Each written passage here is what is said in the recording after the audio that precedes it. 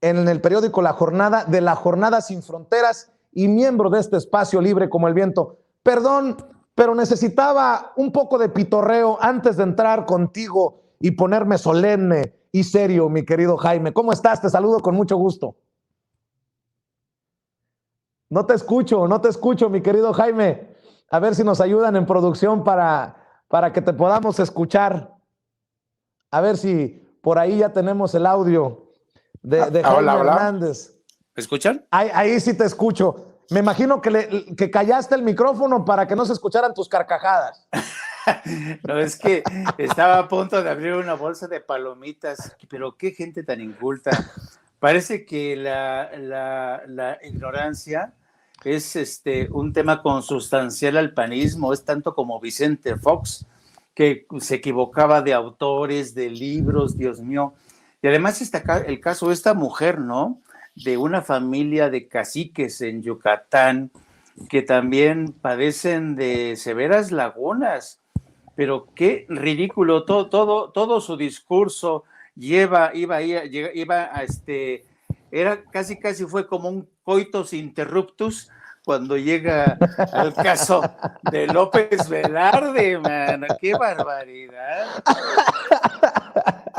No, qué cosas. Bueno, pero luego dicen que nosotros somos los que somos antipanistas. No, se ponen de pechito, solitos se ponen de pechito. Pero bueno, ya que estamos hablando de panistas, mi querido Jaime, es Felipe Calderón la mano que mece las campañas de desinformación y de ataques contra la 4T. Te lo pregunto porque desde muy temprano he estado dándole vueltas a esta columna, por ejemplo, solo como ejemplo, de Raimundo Rivapalacio, que en una defensa de Felipe Calderón le advierte al presidente Andrés Manuel López Obrador que si sigue investigando podría salir embarrado el ejército, que es el que le da estabilidad a su gobierno. O sea que cuidado, porque si meten al bote a Felipe Calderón, palabras más, palabras menos de Raimundo Rivapalacio, se viene la desestabilización en México. Yo te pregunto, ya en serio,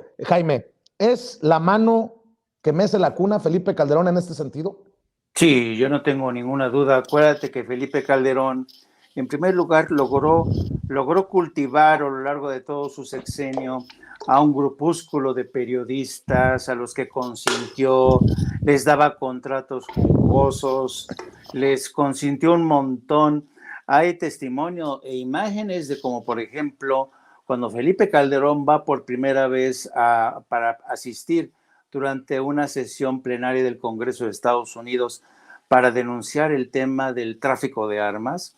Felipe Calderón se llevó, no hombre, a una guardia de corps integrada por periodistas. Mira, en esta imagen vas a poder ver al centro a Margarita Zavala y en ambos extremos vas a ver a Joaquín López Dóriga y en el otro extremo, el otro tipo, el de bigote, es Gabriel Guerra, que luego obtuvo su columna El Universal. Felipe Calderón era muy generoso con estos periodistas, los invitaba, iban con él, viajaban a Washington, les daba entrevistas, hablaba de todo menos de lo que convenía. Y aquí tuvo una cobertura Felipe Calderón. En estas imágenes, Felipe Calderón fue a denunciar el tráfico de armas, no lo supo hacer, lo que es más al término de este discurso, que fue una suerte de brindis al sol, los senadores republicanos y congresistas republicanos le mentaron la madre y entorpeció las relaciones y ya nunca se volvió a hablar del tema del tráfico de armas. Pero los periodistas que siempre lo acompañaban, como Joaquín, como todos ellos, no decían nada. ¿Por qué? Porque tenían tratamiento de favor. Entonces, durante el tiempo, Felipe Calderón consintió mucho a estos periodistas que callaron muchas de las tropelías que se cometieron durante la guerra sucia contra el narcotráfico y muchas de las incursiones que hicieron las agencias federales de Estados Unidos porque la crisis se le salió de las manos a Felipe Calderón. Jaime, aguántame tantito. Le voy a pedir al equipo de producción a ver si me puede pausar esa fotografía, sobre todo a la que tú haces. Esa fotografía. Jaime, esto es muy cabrón. Sí. Gabriel Guerra, el bigotón de lentes, a la izquierda, o a la derecha, perdón, de Margarita Zavala. A la izquierda, el dueño del Universal. Si lo reconozco bien, es Ili Ortiz. A ver si tengo buena memoria. Tú me corriges si estoy equivocado. No estoy seguro, pero de quien sí estoy seguro es de Joaquín López Dóriga. Pero para que veas cómo eran los aplaudidores. Verán los aplaudidores. López Dóriga, ¿qué chingados hacía López Dóriga como periodista o Gabriel Guerra como analista, como invitados junto a la primera dama en un discurso del presidente de México en el Capitolio de Estados Unidos? Pues aplaudir, eran los aplaudidores del régimen. Entonces, esto te da la medida de hasta qué punto López Dóriga, Gabriel Guerra y todos los periodistas y columnistas, Lore de Mola, todos ellos, eran los aplaudidores del régimen y ahora son los periodistas independientes que están criticando a la 4T. Por eso yo dudo muchísimo de estos pseudoperiodistas que se la pasan criticando día y noche. Pero además, una cosa interesante, yo creo que ha habido pocos casos de jefes de Estado, presidentes de México, que después de abandonar el cargo resurjan, como ha sido el caso de Felipe Calderón. Y la única explicación es que Felipe Calderón resurge como cabildero de las poderosas empresas eléctricas, ¿no? Y además, aquí hay mucho en juego.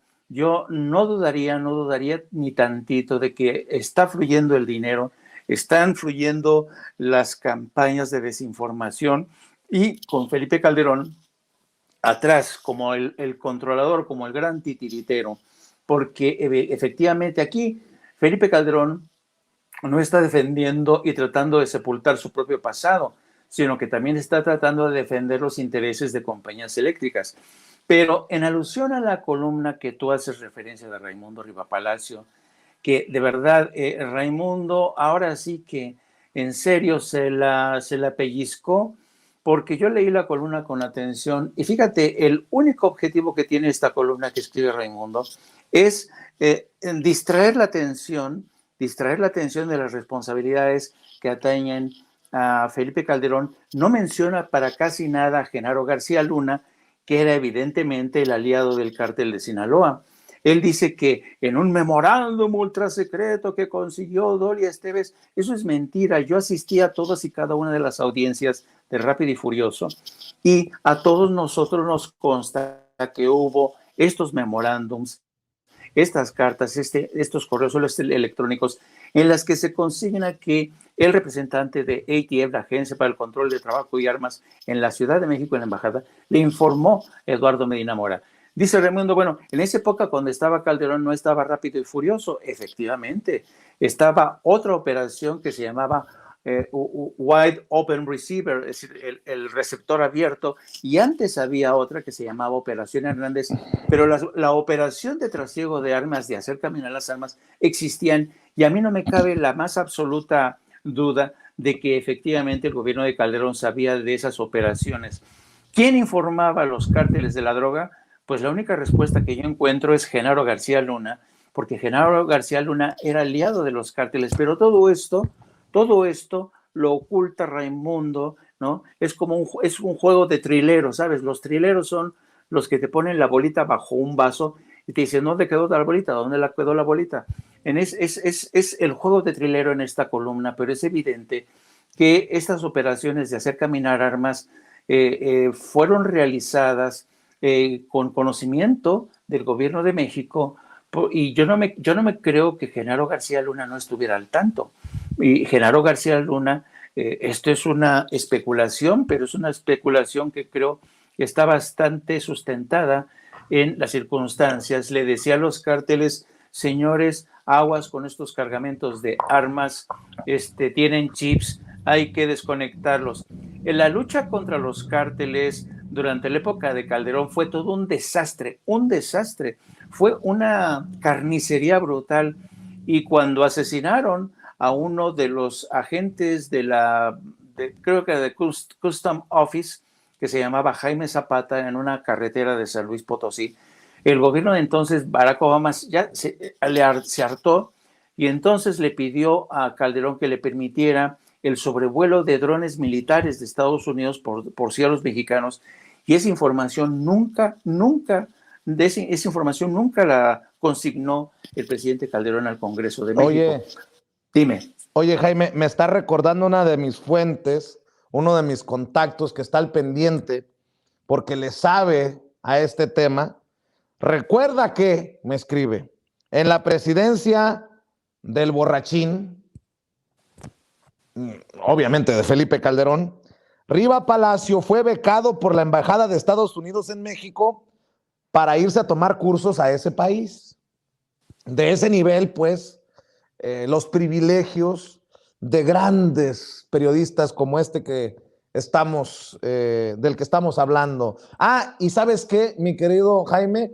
Como yo soy muy pinche mal pensado, fíjate que estaba retomando esta fotografía que me envió mi amigo Charlie, y sí se ve el dueño del periódico El Universal, sí. Francisco Ili Ortiz. Pónganme ahora la otra foto. Pues a mí sí se me hace Ili Ortiz, el que está a la izquierda de Margarita Zavala aquel día en el Capitolio junto a López Dóriga, junto a Gabriel Guerra. ¿Es o no es? Yo creo que sí, pero para que vean el nivel de cercanía que existía entre la primera dama y estos que son los pasquines, los periodistas, los medios que le tiran con todo al gobierno de la Cuarta Transformación y en un descuido le limpian la cola a Felipe Calderón cada vez que pueden. El caso de Joaquín es evidente cuando lo entrevista. Eso sin contar, hoy que entrevistaba también a Paco Cruz, autor de García Luna, El Señor de la Muerte, a quien admiramos y respetamos y le mandamos un saludo. También en la lista de privilegiados estaba Ciro Gómez Leiva, quien también se tira como tapete cuando entrevista a Felipe Calderón.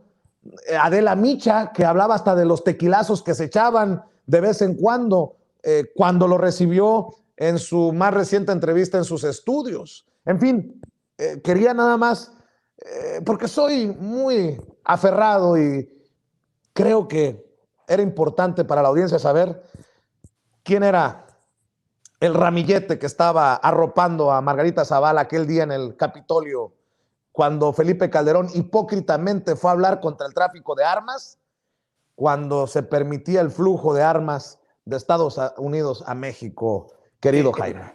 Efectivamente, y cuando hubo un número récord de operaciones encubiertas y cuando hubo un número récord de víctimas y cuando su entonces embajador en Washington, Arturo Sarucán, se dedicaba a regañar a los corresponsales extranjeros en México para que ya no consignaran historias sanguinolientas de masacres.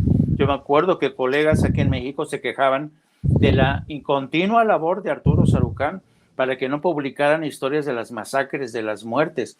Ese era el grupo que tenía Felipe Calderón a su servicio. Y ahora toda esta gente forma parte de un grupúsculo que está al servicio. Ve tú las redes sociales, ve en qué sentido escriben, ve cómo protegen a Genaro García Luna, ve cómo exculpan a Felipe Calderón, ve cómo se suman a los tweets y retweets de Felipe Calderón, todos ellos. Es bastante lógico que hasta la fecha Margarita Zavala siga teniendo una columna en Universal, que Gabriel Guerra siga teniendo una columna en Universal, que personajes como Carlos Loret de Mola que fue íntimo amigo de Genaro García Luna, tuviera trato de privilegio durante la presidencia de Felipe Calderón. Se le permitieron montajes una y otra vez. En fin, yo creo que este presidente consiguió crear a toda una generación de leales, de súbditos, de acólitos que sigue utilizando para atacar al actual gobierno, porque claro, los intereses de las compañías eléctricas, fíjate, los súbditos y acólitos de Felipe Calderón responden a Felipe Calderón y Felipe Calderón actúa como un peón, como un acólito de las compañías eléctricas que insisten que lo están utilizando como cabildero para presionar en contra de la contrarreforma energética del presidente López Obrador. Y esta mañana Yo no sé si te percataste, el presidente Andrés Manuel López Obrador insistió, dice, bueno, yo sé que siguen las presiones, sí que sé que hay periodistas que van a seguir presionando, dice que sigan, nosotros vamos a aguantar porque nosotros tenemos de nuestro lado la honestidad. Fue una gran, ya casi al final el presidente habló de esta campaña que hay desatada y que seguramente va a aumentar en el curso de los próximos días o semanas, Vicente. Pues fíjate, ya que estamos hablando de esto, porque con